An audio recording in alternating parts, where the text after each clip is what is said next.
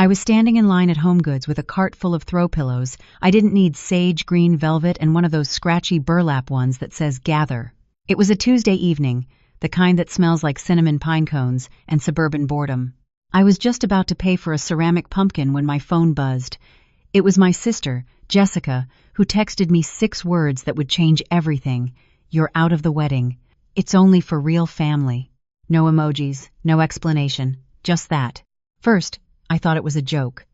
Jessica had always been dramatic, sure, but to uninvite me? I hadn't even done anything. At least not recently. We hadn't fought, hadn't even spoken more than casually in a few weeks.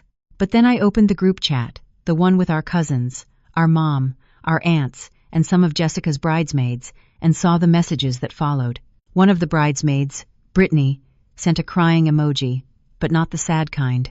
Then Jessica added, "Let's keep the drama out of my day. Elena's just not really part of this anymore." Another cousin replied, "Didn't she just pay for your dress fitting?" Jessica wrote back immediately, "Oh yeah, but that's canceled too. She can take her charity back." More laughing icons filled the screen. No one said a word in my defense. Not one. I stared at my phone like I was trying to set it on fire with my eyes. I couldn't even process it right away. I've always been the one who showed up.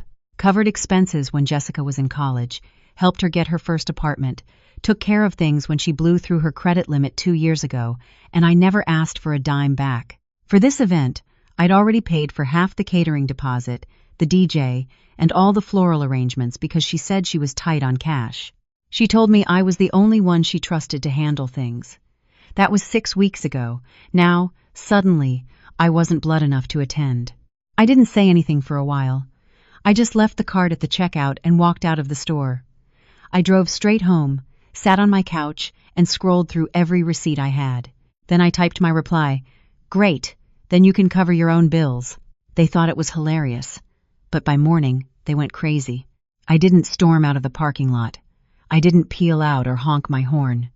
I drove home in absolute silence, the kind of heavy, pressurized silence that you feel in your ears when a plane takes off.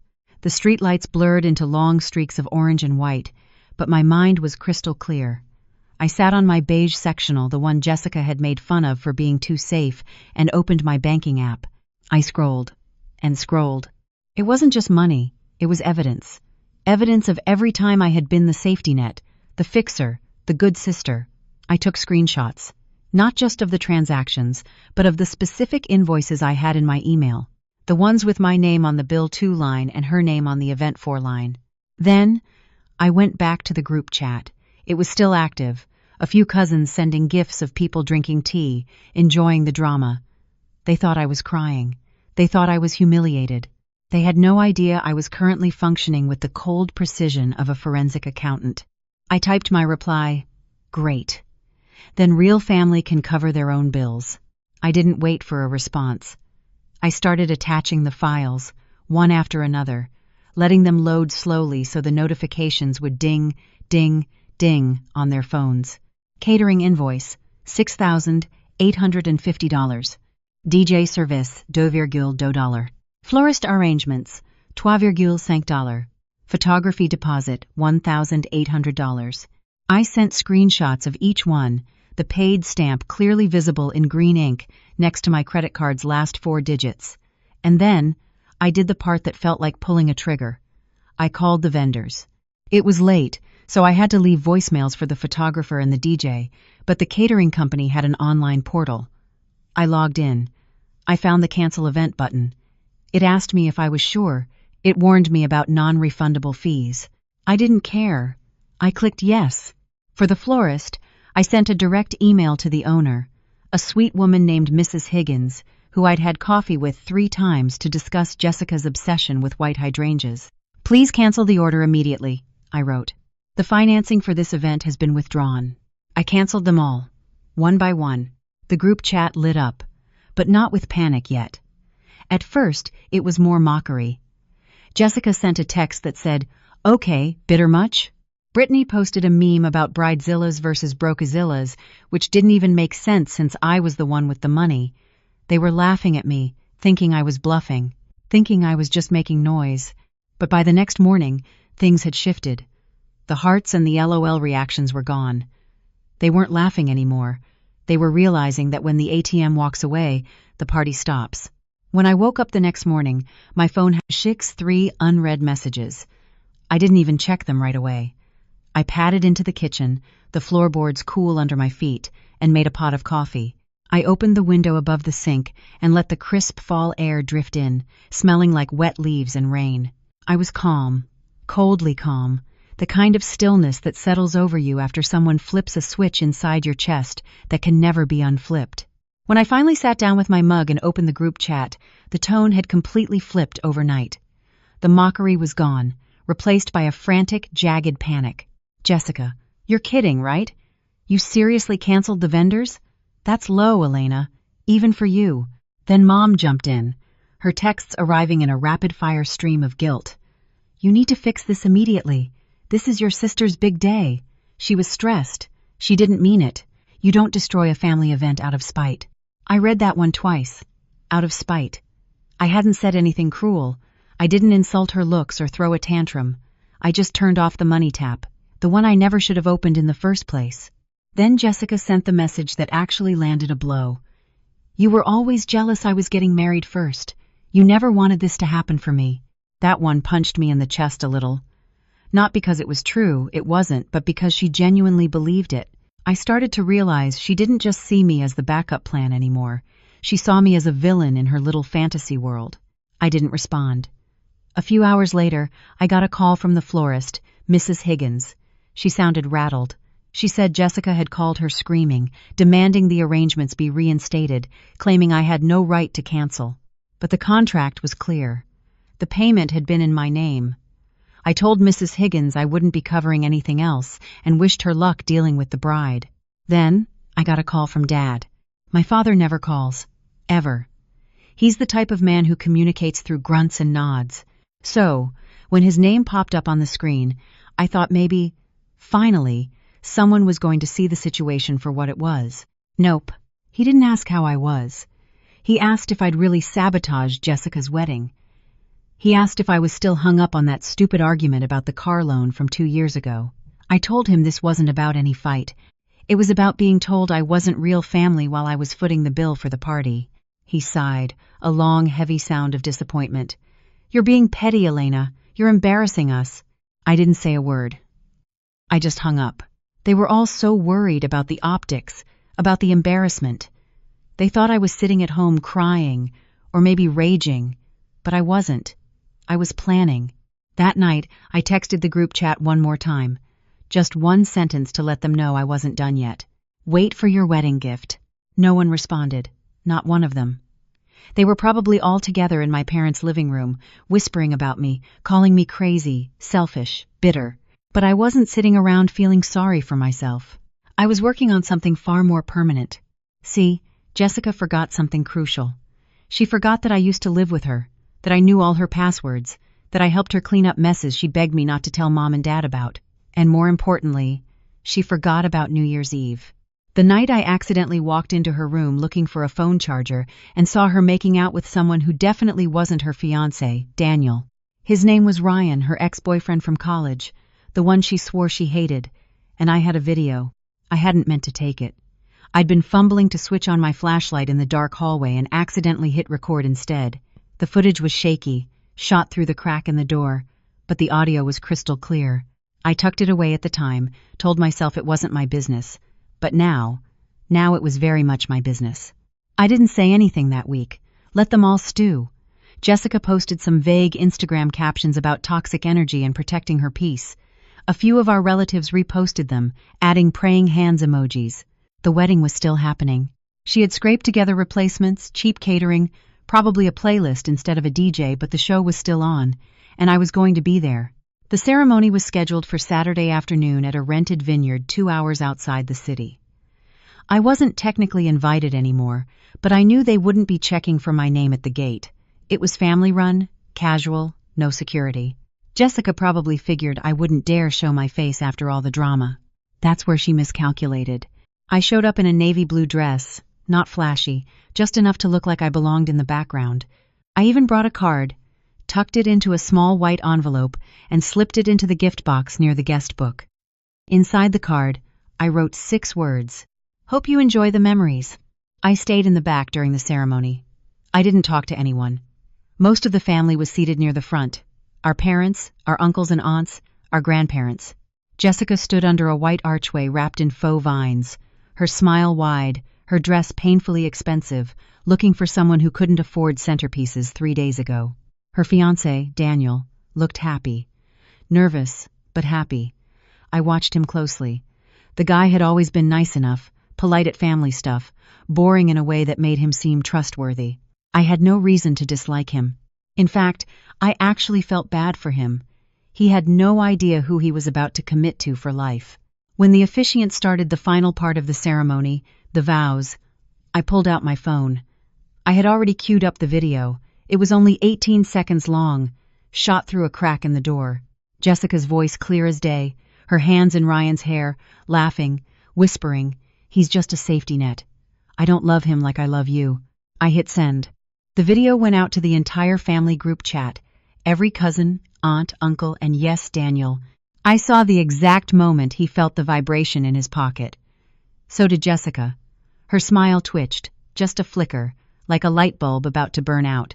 He pulled out his phone mid-ceremony. So did my mother and my aunt and my cousin Brittany. One by one, people started murmuring. Confused glances, phones lighting up like fireflies in the dim afternoon light. Then Daniel held up his hand, stopping the officiant mid-sentence. He turned to Jessica and said something quietly, something no one else could hear, and held up the screen to her face. She went pale. She tried to grab it from him, but he pulled it back sharply. Then he looked past her, straight into the crowd, scanning the faces until his eyes locked on me, standing in the shadows at the back. That's when I stepped forward, walked down the middle aisle right up to the altar. I didn't raise my voice. I didn't cry. I didn't laugh. I just said one thing, my voice carrying over the stunned silence of the vineyard. You all need to know who my sister really is. No one moved. No one interrupted. Jessica didn't speak. She just stared at me, stunned, her mouth open like she couldn't decide what emotion to fake first. Then all hell broke loose. Jessica lunged at me, practically knocking over the officiant. She screamed something I couldn't even make out. Probably threats, maybe slurs. But before she reached me, Daniel stepped between us and grabbed her arm. She turned on him next. Big mistake, because Daniel didn't let go. He didn't yell. He just stood there, stone-faced, holding her by the wrist like she was a stranger who had just tried to steal his wallet. He asked her 2 words. "Is it true?" Jessica started crying. Not cute, crying desperate, red-faced gasping. She kept saying, "I'm sorry." And it didn't mean anything. And it was just once. But Daniel wasn't looking at her anymore. He was looking at the video again. Then he walked away. Not just off the altar, off the vineyard, into his car, and drove off. Jessica collapsed on the grass, still sobbing. Our mom ran to her. Some bridesmaids followed. No one came near me. I walked back to my car and didn't look back. On the way home, I turned off my phone. I didn't need to see the fallout. I already knew. When I turned my phone back on that night, I expected a firestorm. What I got was a quiet kind of chaos, the kind that feels heavier than screaming. I got 63 missed calls that night, most of them from my mom, a few from unknown numbers, probably relatives trying to act like they suddenly had a neutral opinion. One voicemail from Jessica. I didn't listen to it. I just deleted it. The group chat was a war zone, messages flying in from every direction. A few of them still had the video open, commenting underneath it like it was a Facebook post. Uncle Ray, this is a damn disgrace. Cousin Brittany. I knew something was off about her. She tried to flirt with Ryan at my engagement party last year. Maria, this is a private matter. Elena, that was not your place. Everyone stop. This isn't helping. And finally, my dad. We will not tolerate this kind of public humiliated in this family. Not her cheating, not the lying, not what she said about Daniel being a safety net. No, the problem was that I had revealed it, and in doing so I had made them look bad. By morning, the chat was quiet again. Then the text had started coming in one by one in private. You've made your point. Enough is enough. Jessica, I hope you're happy. You've destroyed my life. You don't even know the whole story. Cousin Jess, you okay? That last one made me pause. It was the first message that didn't come loaded with judgment, I stared at it for a while but didn't respond. I didn't want sympathy. I wanted space. That afternoon, Dad called again. I let it go to voicemail. He left one sentence: "Your mother is inconsolable. Call her." I didn't. Instead, I drove to the place Daniel used to work, a little garage on the east side of town. I wasn't sure why. Maybe just to make sure he was okay, or maybe to apologize. He wasn't there. His coworker said he'd taken the week off. I left my number and told them to give it to him if he ever wanted to talk. Then I went home, pulled the blinds, and slept for 13 hours. By the weekend, Jessica had wiped her entire Instagram. No posts, no stories, just her bio and a profile picture that looked like it was from last year. The wedding photos, the ones she'd posted in advance with the hashtag she invented, all gone. The hashtag itself hijacked. People had started posting memes under it.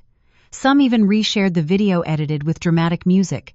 She was being humiliated publicly now, and suddenly I wasn't the villain anymore. But that didn't last, because within days, the family circled the wagons. Mom texted again. "We raised you better than this. She's your sister. You were supposed to protect her, not destroy her." And then came the final blow. "We're not sure we want you at Thanksgiving this year. Things are too raw." I stared at that message the longest. After everything Jessica had done, the lies, the betrayal, the entitlement, the way she used me like an ATM and then tossed me aside, I was the one being pushed out. Not her. Me. So, I typed back one sentence: "Don't worry, I won't be there." I left the family group chat, blocked Jessica's number, deleted the voicemails, and then I sat there on my couch alone. Not dramatic, not angry, just quiet. It hit me then for the first time in all of this. I didn't have a sister anymore. The week after the wedding was eerily silent. No calls, no texted messages, not even a passive-aggressive comment on my social media, which was strange considering how loud my family usually was when they were upset. They weren't quiet because they had nothing to say. They were quiet because I had become the problem they didn't want to talk about in public, the stain they couldn't wash out without drawing more attention. Jessica didn't reach out again. I thought maybe she'd post a statement, something about being betrayed or misunderstood, but she didn't. She disappeared, vanished from all our mutual friends' pages. It was like she went underground. Thanksgiving came and went. I spent it eating Thai food on my couch, watching a documentary about shipwrecks. Fitting, I guess. I started realizing how much of my identity had been tied to fixing things for Jessica, for my parents, for everyone. Without that role, I didn't really know who I was. One afternoon, I went through my storage closet and found a shoebox full of old photos. Ones from when Jessica and I were kids. Matching pajamas, birthday parties, a beach trip where we made sandcastles and fought over who got the last Capri Sundae. I sat on the floor just staring at our stupid sunburned faces and wondered if any of that had been real. Had she ever seen me as her sister or just a safety net too? I didn't throw the photos away. I just put the box back. Some things aren't worth burning even when they hurt. But that's when it really settled in. This wasn't just the end of a fight. This was the end of a relationship. One I'd been carrying alone for years without realizing it, and she never once said thank you. December came fast. Cold mornings, frost on the windows, holiday lights strung up on houses like nothing had happened, like the world had just moved on without missing a beat. I hadn't heard from anyone in my family since Thanksgiving. Not even a forwarded holiday chain email from Aunt Linda, who used to send those 25 days of gratitude things like clockwork. Nothing.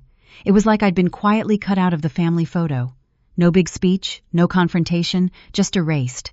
I thought maybe Christmas would break the silence, that someone would crack, someone would texted me something dumb and neutral. "Are you coming to Mom's?" Or, "Hope you're doing okay." But the only message I got on Christmas morning was from an old coworker. I didn't reply. Instead, I went to a little diner that was still open, sat by the window, and ate pancakes by myself while a young couple in the corner fed bites to their toddler. I didn't feel sorry for myself. I didn't even feel sad. It was just quiet. And then sometime around New Year's, I got an email from Jessica. Not a message, not a call, an actual email. The subject line was, "For what it's worth." No greeting, no apology, just a wall of text.